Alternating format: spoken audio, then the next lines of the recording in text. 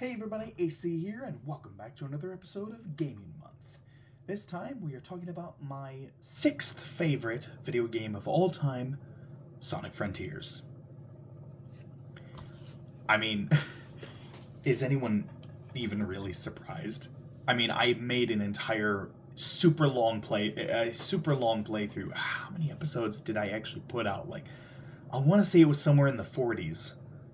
40 something episodes of 40 something episodes of Sonic Frontiers. Um but the game is just it's everything. It's everything that I wanted. It's everything that I wanted out of a open world Sonic game. When I was little, I went to a cousin's house. I went to a cousin of mine's house who had a Dreamcast, and I played the original Sonic Adventure. And my cousin was just so frustrated with me when I played. I started playing it, got through the tutorial boss, met Tails, went to the first went to the first stage, Seaside Hill, and I no, not Seaside Hill. Seaside Hill is what am I thinking? Seaside Hill is Heroes. Oh, shoot, what was it called? I'm now drawing a blank on it. Oh God. But regardless, it doesn't really matter because I never actually continued the game. I I was stuck there for like 30 minutes, just in the first area. I legit did not go. I legit did not go through the level. I was just stuck there until the time. I was just stuck there throughout like the whole timer. And I just ran around that first opening area, that first little opening beach area with the with the umbrellas and the umbrellas and the lounge chairs and the oceans sweeping up on the beach, and I just ran in a circle, jumping around, splashing in the water, jumping onto the umbrellas, and I would not continue. I was just so blown away. My mind was just blown at the idea of having a big open area to run around in as Sonic. That's it. That's it. That captured my imagination like nothing else. And from that moment on, I wanted a Sonic game where I could just run in a big open field. I could just run in a massive open field and just be fast as Sonic. That's it. Just run in a huge open area. And I have dreamt about that. I dreamt about that for over I dreamt about that for over 2 decades. I dreamt about that for 20 years. And then Sonic Frontiers. Sonic Frontiers was first teased.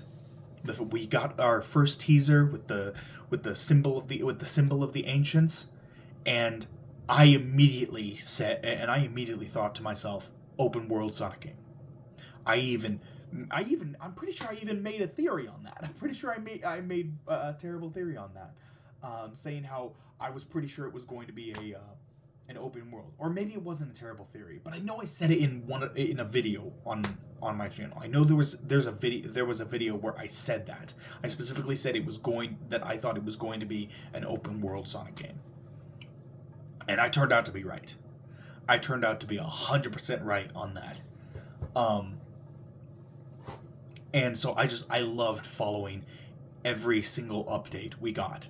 Every single update we got about the game, I loved it. I loved following it. That's why I made an entire playlist of videos where I basically just talked about what I thought about each individual trailer we ever got, each snippet of video that we got on the game, I would just talk about it in a video.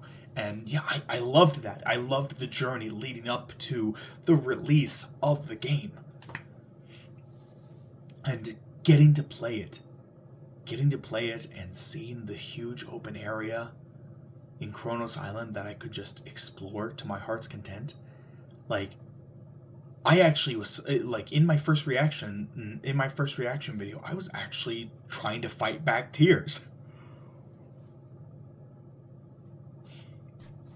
I was trying to fight back tears. I was getting emotional. I was I was just astonished that one of my dream games was actually real. And so just getting to play the game and going through and 90%ing it, because the cyberspace challenges, the cyberspace time challenges. No. S ranking cyberspace. No. I want to have fun. That would not be fun. That would be torture. But like doing everything else in the game was just magical. It was a truly incredible and magical experience. And I've since then I've gone back to replay the game in New Game Plus. I've gone back to replay the game, with all of my stuff unlocked in New Game Plus, and just really test and just explore, have fun, go see every single nook and cranny, see all the different optional dialogue that Sonic can have. Oh God, yeah, I love the game, and I love the story, and I love Sage. Sage is just like one of my favorite characters in the Sonic franchise now. She's just such a good girl. She is so adorable. I have exactly one standee, and it's of Sage. This is the one and only standee I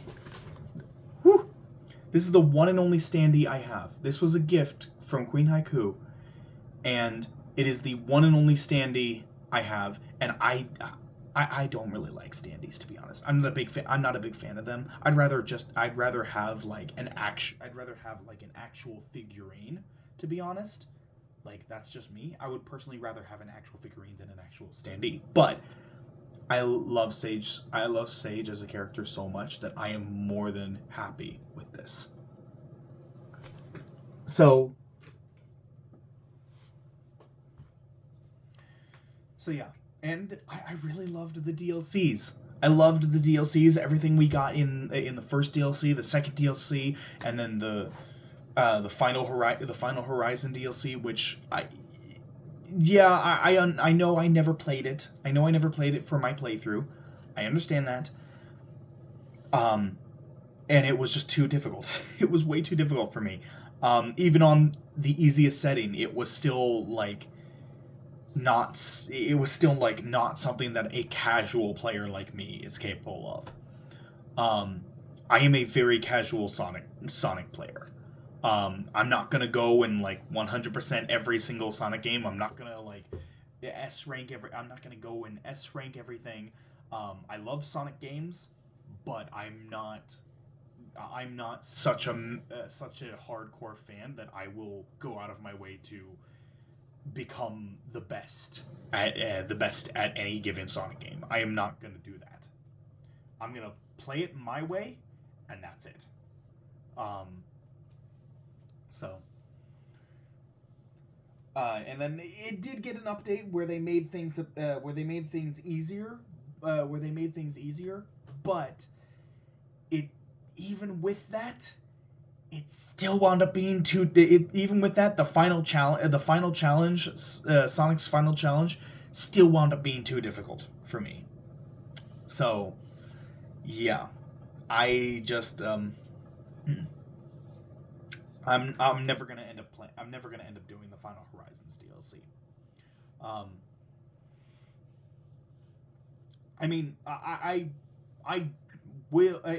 maybe in the future.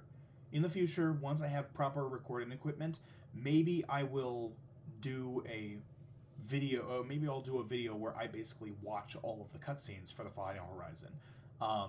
Now, it won't be a first reaction. I have seen it. I know how the final reaction story goes, but maybe I'll watch like a video that shows off like the different challenges and some of gameplay from Tails, Knuckles, and Amy, and shows all the cutscenes and the boss, like gameplay footage showing all that stuff and cutscenes and all that. Maybe I'll watch something like that in the future. Once I have proper recording equipment, but I'm not gonna be doing it myself. In my own playthrough. I've done everything I want to do in my playthrough. I do plan on revisiting the game on my channel in the future. I didn't want to do it for the 10th anniversary extravaganza because it's a little too close. I finished it a little too closely to starting this 10-year anniversary extravaganza.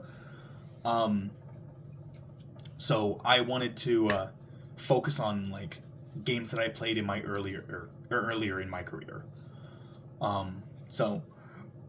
But when we get around to doing like 20-year anniversary, then yeah, sure. Like yeah, I'll absolutely revisit the game, and heck, maybe I'll do a all-in-one video.